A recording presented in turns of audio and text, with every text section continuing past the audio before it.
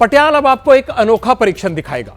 इसका नाम है सितारों से शिकायत। यहां दो तरह के सितारों की बात हो रही है। पहले वो जो राजनीति के जाने माने चेहरे हैं, ऐसे चेहरों को चुनाव में स्टार प्रचारक के नाम से जाना जाता है। दूसरे वो जो सिनेमा और मनोरंजन के क्षेत्र से आते हैं, जो फिल्म और टीवी के अलावा विज्ञापनों में भी दिखाई देते हैं। इन दोनों स्टार्स पर हम सब बहुत विश्वास करते हैं, उनकी बातों को दिल से लगाकर रखते हैं। वो जो कहते हैं उसको आधार बनाकर अपनी जिंदगी के बड़े से बड़े फैसले तक ले लेते हैं। आंख बंद करके बाजार में सामान खरीद लेते हैं, अपनी आदत तक बदल लेते हैं।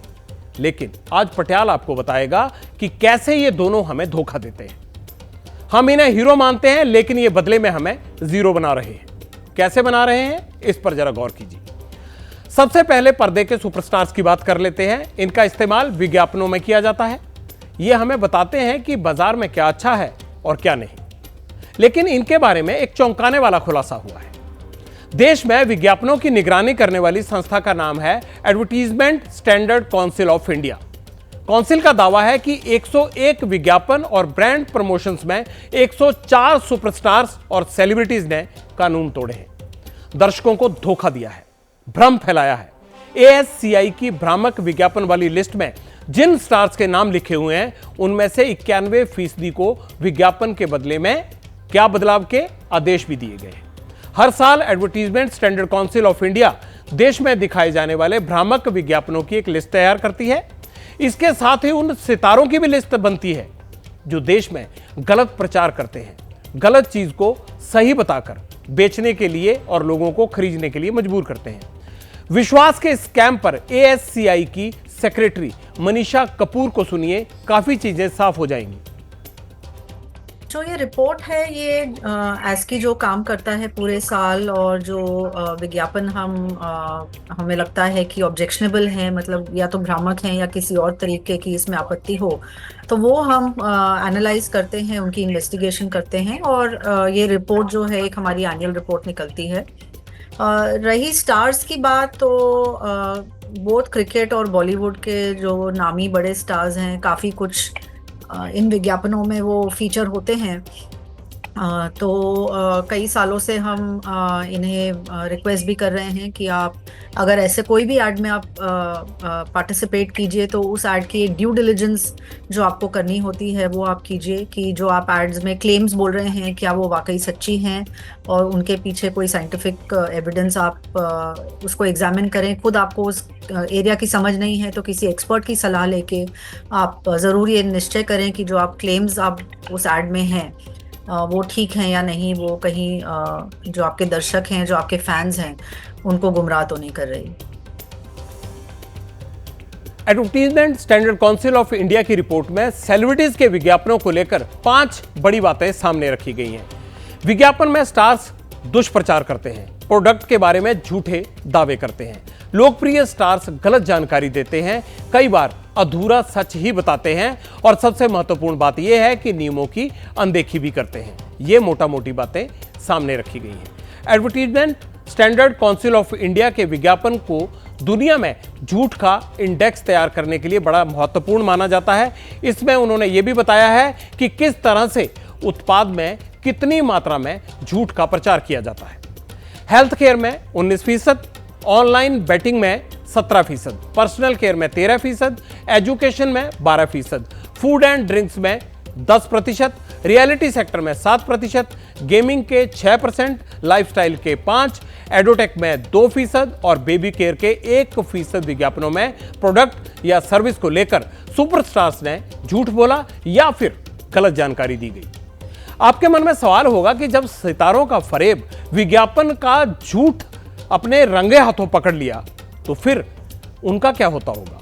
क्या उनकी शिकायत पर कोई कार्रवाई की जाती होगी? अगर शिकायत होती है तो फिर उस पर एक्शन क्या होता है?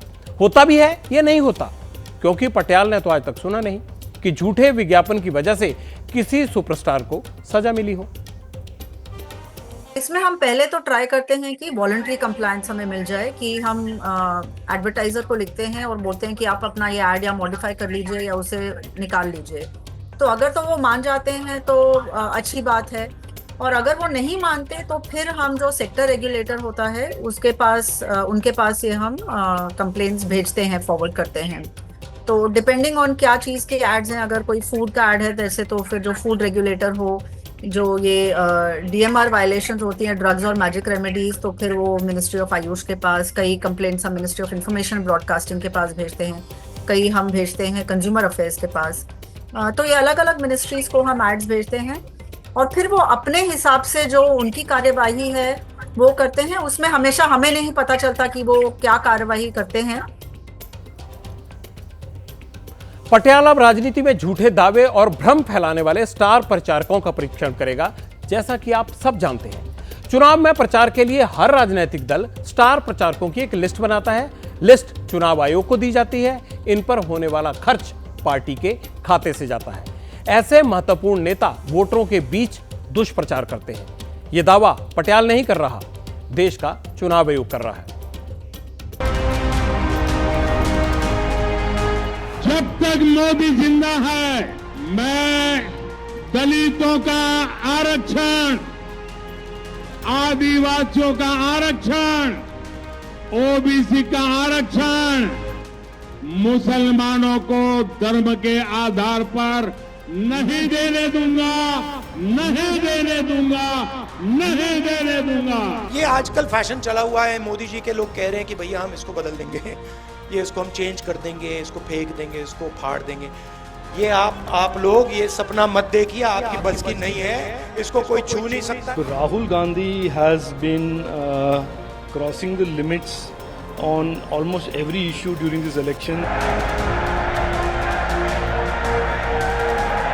मैंने एक कंप्लेंट की आपके विरुद्ध कि आप इतने घिनौने वक्तव्य दे रहे हैं। 27 दिन बाद ये सुनने के लिए की थी कंप्लेंट मैंने।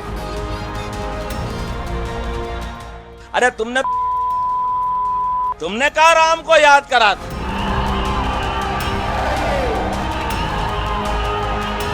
चुनाव के दिनों में एक महिला के ऊपर इस प्रकार की टिप्पणी करना, ये चुनाव के दिनों में आचार संहिता का भी उल्लंघन एक तरह का है। इस बात के लिए भी चुनाव आयोग से आग्रह है कि इस बात का भी संज्ञान लिया जाए। बुरके की आड़ में बोगस वोट ना डाले जाएं। केवल मात्र स्टेटमेंट देना, स्टेटमेंट के बाद काम नहीं करना कहीं ना कहीं दिखलाता है कि वो केंद्र सरकार से प्रभावित है। हम हारे क्यों? तो उनका इलेक्शन कमिश्नर उनका गुलाम बन गया। ये सब आरोप प्रत्यारोप होते रहते, लेकिन इसको ज्यादा सीरियसली कोई लेता नहीं।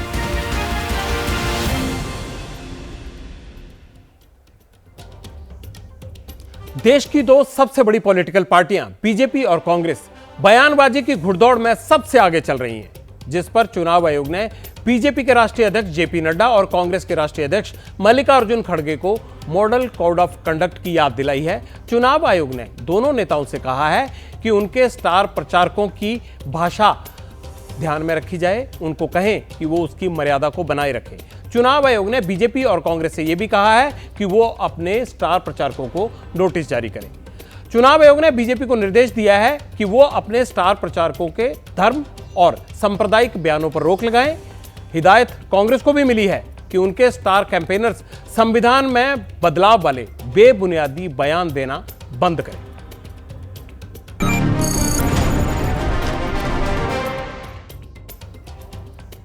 विज्ञापन हो या राजनीति, स्टार प्रचारक हो या सुपरस्टार, इन्हें जनता के साथ विश्वासघात नहीं करना चाहिए।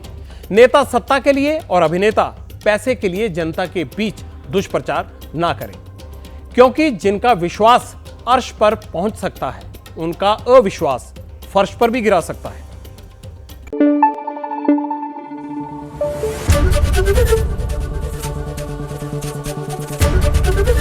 एबीपी न्यूज आपको रखे आगे।